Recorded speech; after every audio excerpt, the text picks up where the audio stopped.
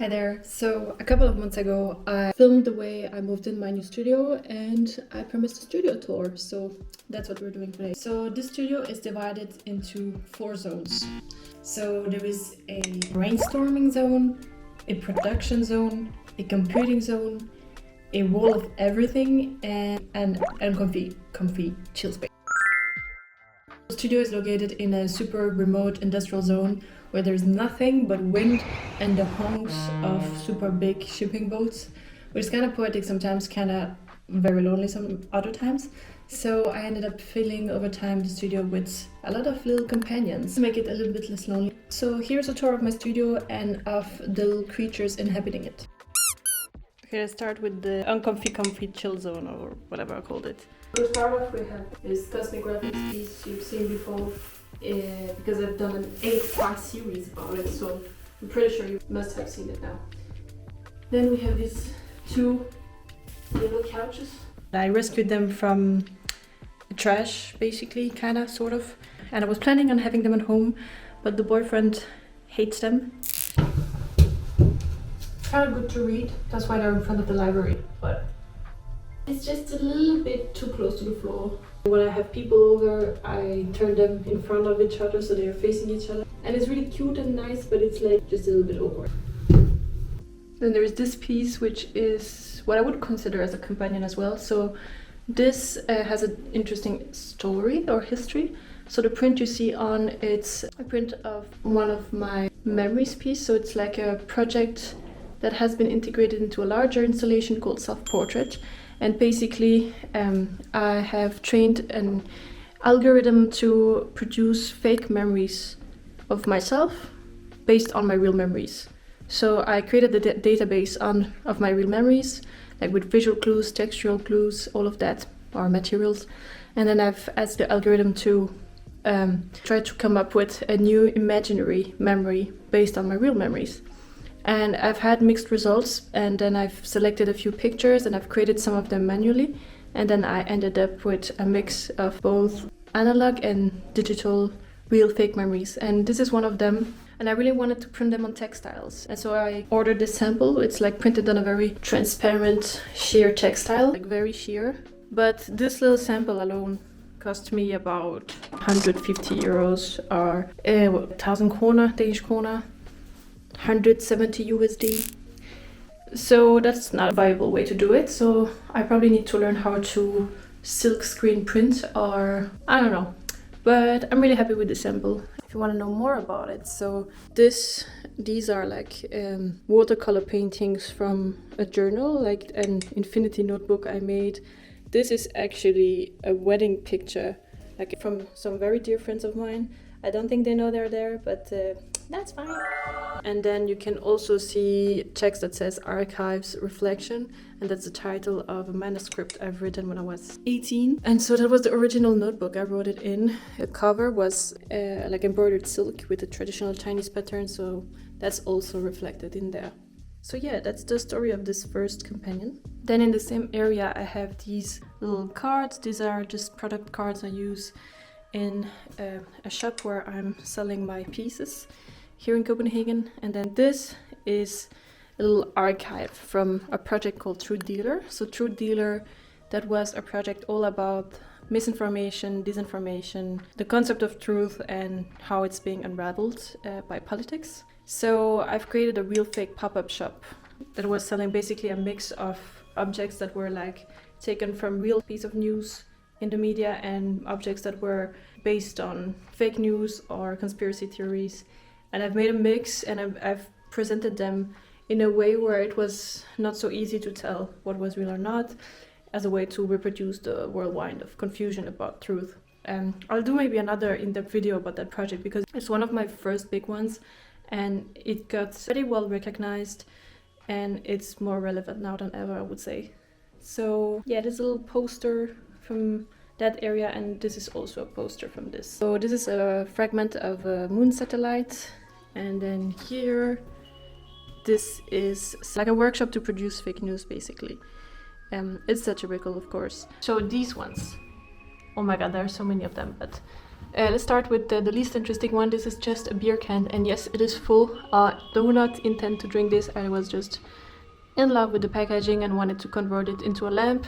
It's not happening for now, but speaking of lamps, this thing, I hate it. It's just like cold vibes, cold lamp. When it's 1 degree outside and the wind is blazing and it's dark and you get a blue lamp, kind of never want to do art again. But it's fine. It will get replaced in a few months. We've got this other beautiful, beautiful teacup. And then this is like a cutout from one of these cosmographic pieces. A little omelette. Studio Ahoy. Little rescue. He was just looking angry and weird, and I love that. This is a three-eyed cat from a craftsman in Panama. And this little creature was made for this series. It got used into one of the prints. In one of the images, and has little sumos on top and a small egg yolk creature there. Then there is like the random jacket, the little garbage area with another archival piece that's also from the Memories project. This one was produced by AI, for example. And it's really uncanny because at some point these AI images, they really evoke the atmosphere of my childhood. That's where I thought the project got really interesting, because it kind of achieved to merge the border between reality and fiction for me. Yeah, and then we have the brainstorm area. So yeah, I just save this wall. I just keep it empty so I can take one piece of paper. You know, this is like an infinity roll, so I can just like cut a piece of paper and make it however long I want. And then usually I work on the brainstorm on this area, and then I just paste it here, then I can have an overview and think about it for a few weeks. Yeah, by the way, the tables are disgusting. I know. The idea was to keep the wood raw so it could take on the traces of all the projects that I'm working on, so it would like have layers of memories on them. But it turns out that I used a lot of glue, and that it looks like kind of wet and dirty all the time. It's not as good looking as I thought it would be, or like interesting, but now it's too late, so I'm gonna commit to it. And yeah, then there is obviously the computing area where I do all the editing, emails, admin, grant writing, grant, not as in fabulous, but as in grants, like money, like trying to get money for my art writing. Yeah, not that interesting. Except for this piece, which is a test print of one of my older paintings from a series called Identity.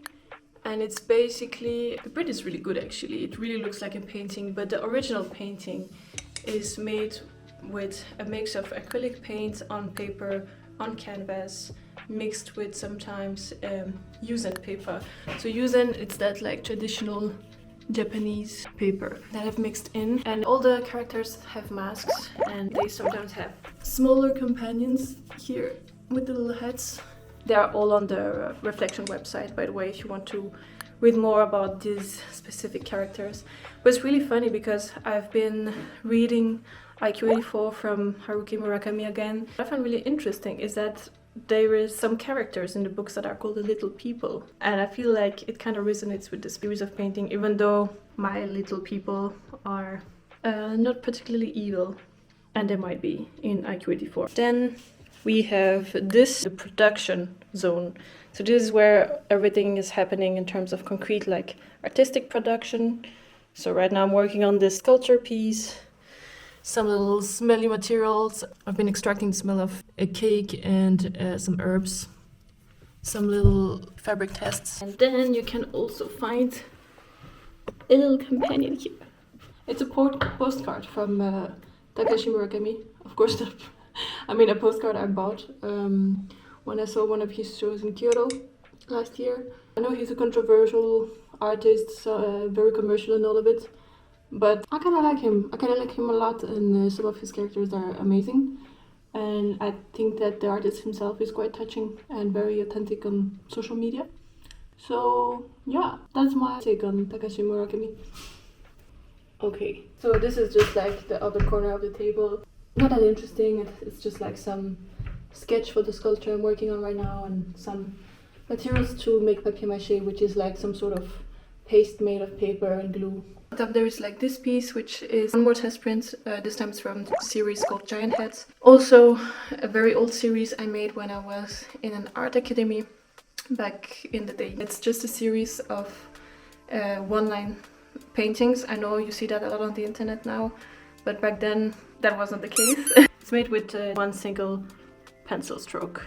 Oh, by the way, it's called Giant Heads because they're the real ones. They are like super big, like let's say from this to the top of the drawing there, it's like one giant thing, and I would like paint like in a calligraphic movement in a way. Another little companion, Mr. Takashi Murakami again, and one of his yokais, or maybe that's a god actually and not a monster. Okay, this video is already way too long, so please come back for a part 2. Okay, bye!